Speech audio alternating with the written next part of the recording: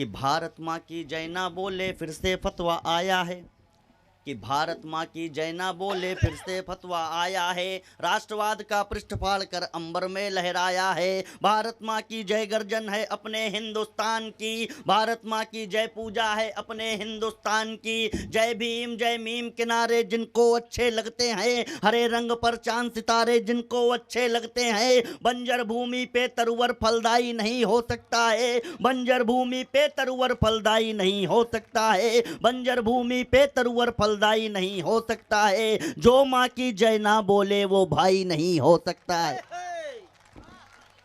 जब माँ ही नहीं तो भाई कहेंगे। वो भैया शाहीन बाग की बात कर रहे थे, वो भाई साहब कह रहे थे हम कागज नहीं दिखाएंगे। कागज इसलिए नहीं दिखाएंगे क्योंकि कागज जो है बकरा खा गया भैया, बकरा अबू खा गए।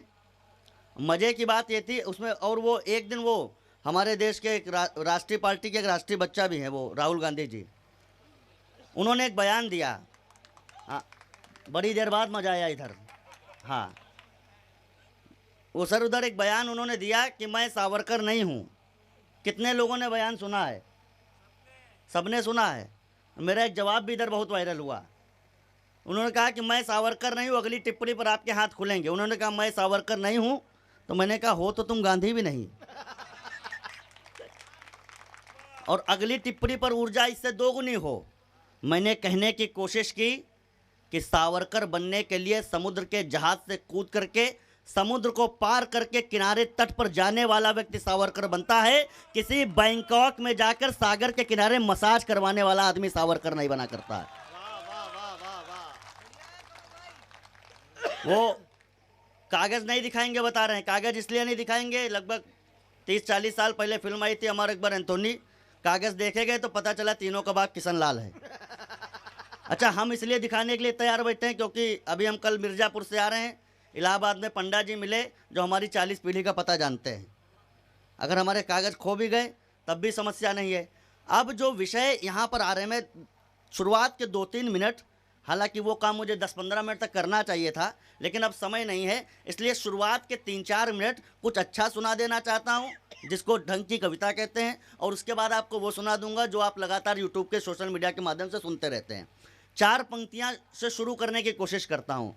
मैं आज जब दिल्ली से यहाँ की फ़्लाइट में आया तो मुझे एक चाकू दिल्ली में पसंद आया। मैंने सोचा इसे जोधपुर ले जाता हूँ, लेकिन वो सिक्योरिटी चेक इन में बाहर निकाल ली गई। अब एक मेरा प्रश्न समझना कि जिस देश में सुरक्षा व्यवस्था इतनी अच्छी हो कि एक चाकू हम दिल्ली से जोधपुर नहीं ले जा सकते, उस देश में 14 फरवरी 2019 को 3:30 बजे पुलवामा में 350 किलो RDX कहाँ से आया?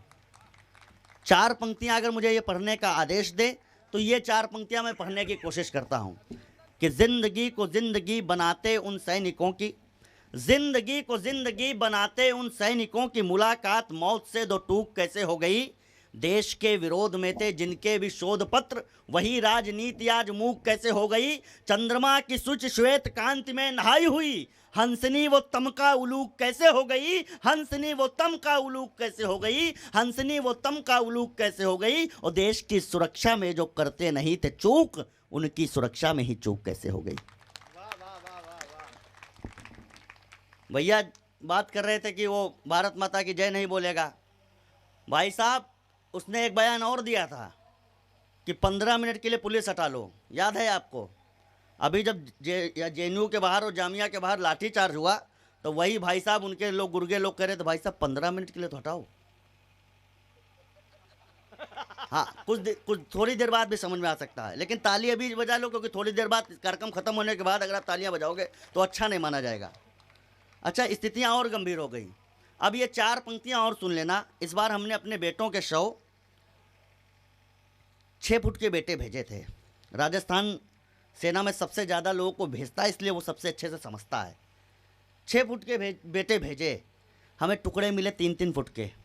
हमने 70 किलो के अपने 80 किलो के बेटे भेजे। एक कटोरे में 2.5 किलो मांस का टुकड़ा आया है, राजेश कुमार नाम लिखा हुआ है। मैं सोचता हूँ ऐसा शव अपने घर के आंगन में पहुँचा होगा। ये 4 पंक्तियाँ राजस्थान कविता कैसे सुनेगा, और राजस्थान में विशेषकर मारवाड़ में कवि माघ की धरती कैसे सुनेगी, जिन्होंने शिशुपाल पर महाकाव्य लिखा है, वो आज के शिशुपालों की गलतियों पर कैसे कविता सुनेंगे। 4 पंक्तियां पढ़ करके देखना चाहता हूं कि इतने अधीर मन को मिलेगा कैसे धीर, इतने अधीर मन को मिलेगा कैसे धीर, ध्वज अतिरिक्त कोई चीर भी नहीं मिला, और वार गया वीरता वरीयता से वसुधा पे व्रतधारी सिंघनी को वीर भी नहीं मिला, और अंतिम दरस को तरस गए दोनों वृद्ध, अंतिम दरस को तरस गए दोनों वृद्ध, नयनों में बहने को नीर भी नहीं मिला, ओ हाय वो माँ रोए भी तो किससे लिपट कर, जिस माँ को बेटे का शरीर भी नहीं मिला। बहुत आभार। इस समय पर आप जिस तरीके से सुन रहे हैं, 4 पंक्तियां और सुना दे रहा हूं। मातृशक्ति इधर बैठी हुई हैं।